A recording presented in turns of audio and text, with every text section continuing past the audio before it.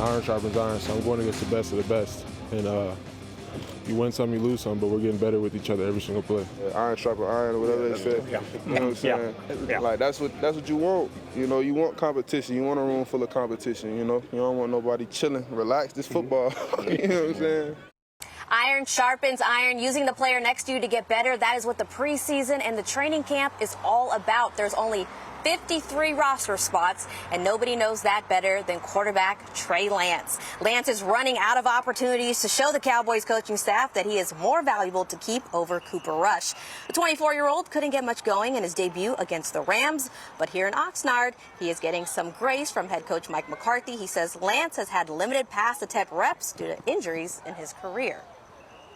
I love the kid. I love the way he works. He's got a lot of ability. We just got to keep working. And that's a guy that plays with a lot of passion, studies, prepares the right way. So it's about bringing those other guys along, making sure that, as I always talk about, my chemistry with the guys are thinking what I'm thinking. And so for him to do that in his huddle in these games, and he'll make that jump. Just getting more in tune with the receivers. I thought he saw the game as far as, the scheme. What we were doing to attack the coverage, so I thought he saw it cleanly. So we just got to get the execution up. But I thought he got off to a good start. Lance's optimism keeps him going, and another player who's very optimistic about this upcoming season, special teamer CJ Goodwin. Now, he's coming off a season-ending injury, but he tells me he feels healthy and he's not taking anything for granted. No fair catch called, and he's just taken down at the 22 by CJ Goodwin. On game day, fans at AT&T Stadium know him as CJ Goodwin, the Cowboys special team ace. But for those tuned in from his hometown in Wheeling, West Virginia, number 29 has a deeper meaning. I'm one of the only NFL players that ever come out of my city. Goodwin's journey to the NFL as an undrafted free agent came with developing skills at 3 different colleges: Bethany, Fairmont State, and Penn West, California. Growing up, was it always football for you? Absolutely not. No, absolutely not. I never thought in my wildest dreams I'd be playing in the NFL. I grew up playing football in grade school. It was fun. I was really good, but I got to high school and I was really little, so I was like, I'm gonna go play basketball. I'm pretty athletic, and I fell in love with basketball. It was a college coach who convinced Goodwin to revisit the gridiron, and it was the best decision he ever made, if you ask him.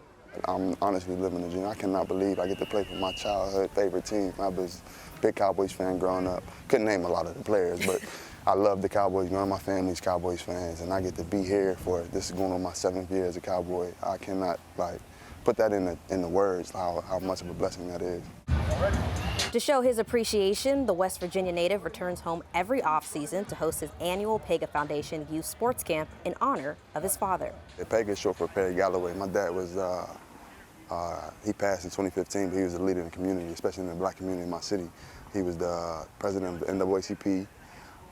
In my area, he was always on the front lines of community change. Family is everything to Goodwin. It's what gives him the strength to get through tougher days life may bring him in his 10 years and counting in the NFL.